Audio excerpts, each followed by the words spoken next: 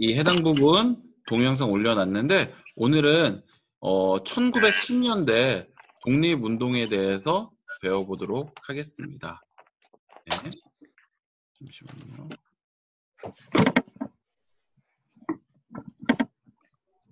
네.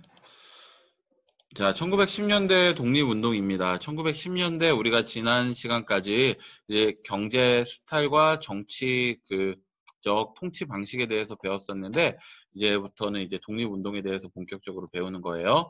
1910년대 독립운동 선생님이 이 해당 부분 동영상에 올려놨어요. 그럼 1910년대 독립운동은 이렇게 국내 파트랑 국외 파트로 이렇게 두 가지로 구분을 해서 볼 수 있어요. 근데 우리가 1910년대 통치 방식이 헌병 경찰 통치였잖아요.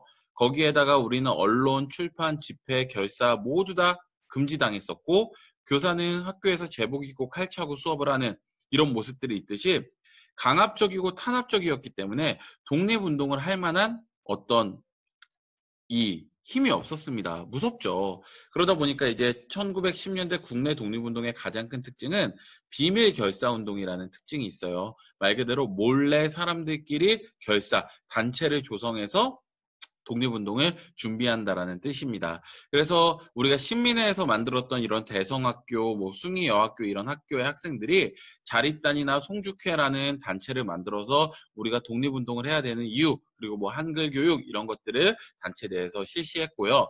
그리고 이 서울 지방에서는 우리나라 1907년에 만든 애국개목운동 단체였던 신민회라는 단체가 일제강점기까지 유지되고 있었습니다. 근데 이 신민회라는 단체가 1911년에 105인 사건이라는 것을 통해서 강제 해산당해요. 그래서 이 105인 사건이 무엇이고 어떻게 일본이 수사했는지는 뒤에 사료를 보면서 조금 더 구체적으로 보도록 하겠습니다.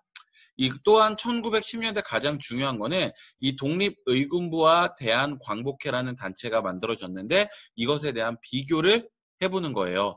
먼저 독립의군부는 임병찬이라는 인물이 만들었습니다. 임병찬이라는 인물은 대한제국 시기 때 관리였어요. 관리였는데 이제 나라를 빼앗겼으니까 당연히 이제 조선 총독부나 친일파들이 관리를 하니까 본인이 할 일이 없겠죠. 그래서 고향으로 내려와서 후학을 양성하고 있는데 1907년 일본에 의해서 강제 퇴위당한 고종 황제가 이 임병찬에게 몰래 편지를 한 통 보냅니다. 그래서 그곳에서 너가 후학을 양성하고 있다라고 들었는데 군대를 일으켜서 일본에 저항할 수 있도록 하여라 라고 했고 이제 임병찬은 마지막 충신으로서 임금에게 최선을 다하겠다라는 의미로 독립의군부라는 단체를 만들어서 이 국권 반환 요구서도 이제 국제적으로 제출을 하고 이 활동을 하려고 했었습니다. 근데 여기까지야. 왜냐면은 1910년대는 어떠한 단체를 만들고 활동을 했다가 일본 사람들에게 일본 그 총독에게 적발이 되면은 바로 감옥으로 끌려가고 벌을 받고 때로는 맞고 고문당하고 그러기 때문에 큰 활동을 하지는 못했습니다. 대한광복회는 역시 경북 안동지방에서 만들어졌는데 박상진, 김좌진 장군 여러분 알고 있죠? 청산리대첩. 그래서 이 두 분이 중심으로 돼서 이 단체의 목적도 역시 무장 군사 조직을 결성하는 거였어요. 그래서 독립군을 양성하는 거였고 대한광복회가 했던 주요 활동들은 친일파 그리고 일본에게 지주로서 일본에게 막 뇌물 주면서 이런 부호들 그리고 일본 관리들 이런 집들을 습격해서 거기에서 쌀이라든가 이렇게 돈이라든가 이런 거를 뺏어오는 거야. 그런 다음에 이런 만주지방이라든가 이런데 독립군 양성하는데 지원금으로 보내주고 이런 활동을 했고요.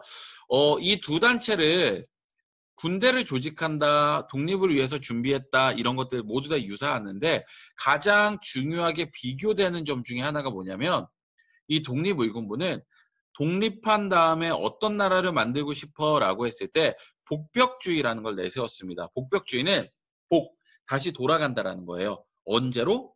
고종 황제가 통치했던 시기로 돌아간다. 즉 임금 통치 시기로 돌아간다라는 게 독립의군부의 독립의 목표였습니다.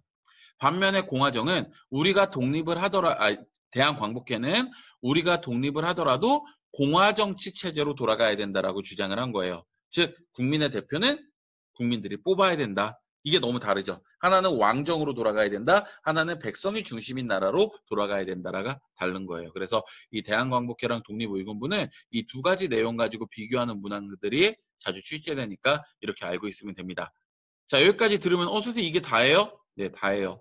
왜냐면은 1910년대는 헌병 경찰 통치 아래서 어떤 독립운동을 할 수 있는 환경이나 이렇게 상황이나 이런 것들이 불가했습니다. 그래서 이렇게 비밀로 단체 정도만 만든 것이 끝이고 결국에는 이렇게 1910년부터 1919년까지 독립을 염원하는 사람들이 이런 비밀 결사 단체 운동을 했기 때문에 1919년 3.1운동으로 이렇게 펼쳐질 수 있었던 거예요.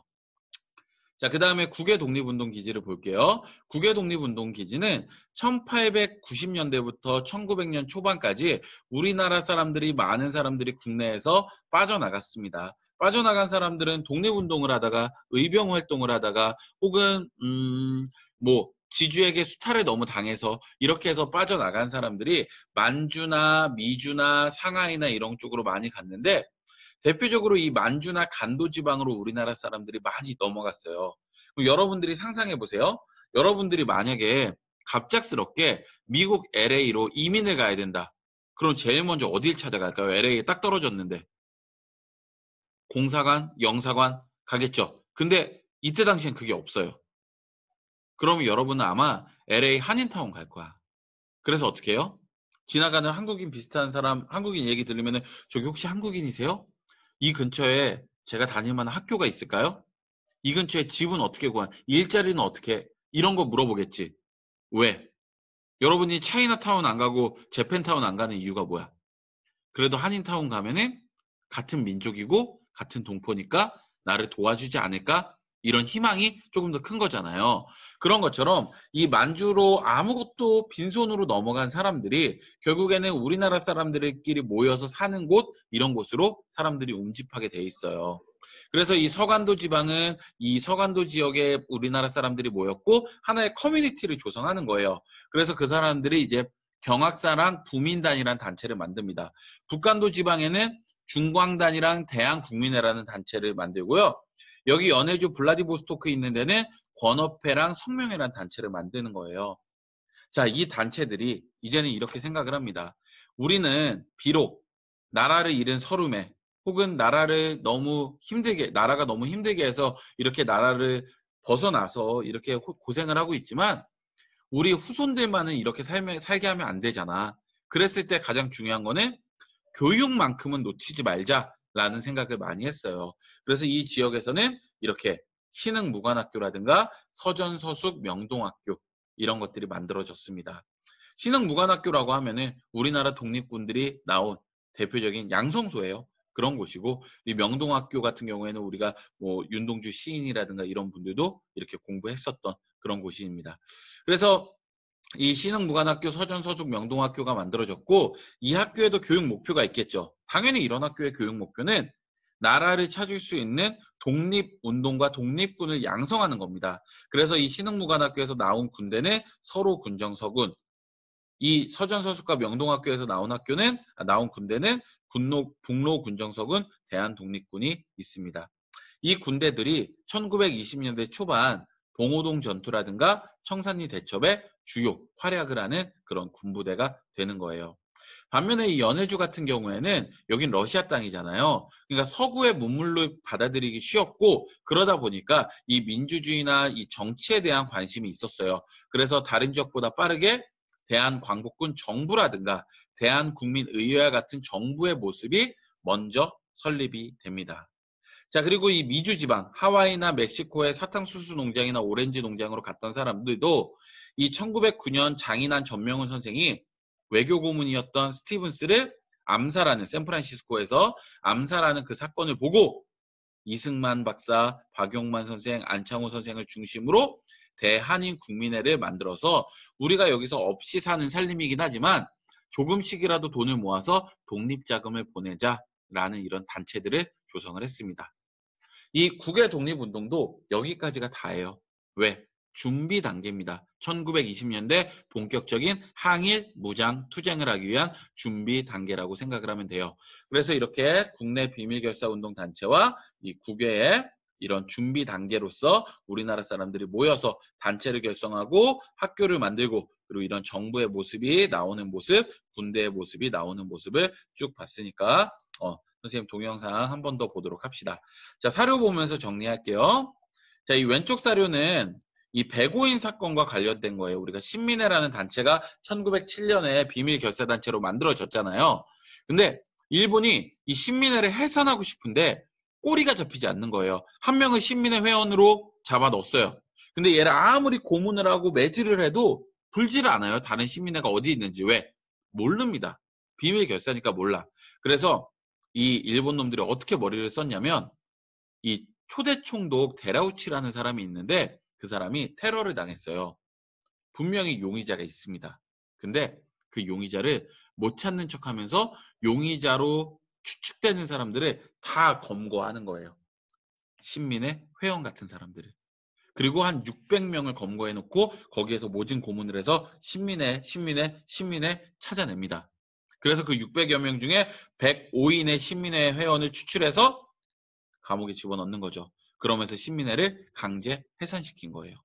이게 105인 사건입니다. 자, 그리고 독립의군부 우리 임병찬 장군 고종의 밀지를 받아서 이렇게 만들었었고 그리고 이제 복벽주의라고 고종은 황제를 다시 앉히려고 하는 그런 모습이 보였고 반면에 대한강복회의 가장 중요한 거는 공화정치를 주장했다. 이런 것들 알고 있으면 되고요. 국외 독립투쟁 같은 경우에는 지도문항이 많이 나옵니다. 그래서 이 서간도 삼원보 지역을 A, 북간도 지역을 B, 그리고 블라디보스토크 연해주 지방을 C로 이렇게 만들어 놓고 ABC의 이 이름들 다 지우는 거야. 그런 다음에 A 지역에 있었던 단체, 뭐 학교, 군대 이름으로 옳은 것은 한 다음에 이 뭐 다른 걸로 이렇게 섞어서 물어보는 문항이 지도 문항으로 많이 출제가 됩니다. 그래서 여러분들이 정리를 해야 되고 역시 미주 지방에 이 대한인 국민회 및 안창호 선생의 업적 이런 것들도 여러분들이 잘 알고 있으면 좋아요.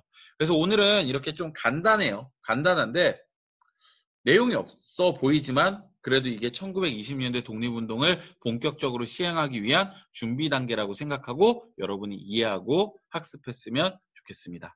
자, 오늘 수업은 일단은 여기까지 진행을 합니다. 혹시 질문 있는 사람 있습니까?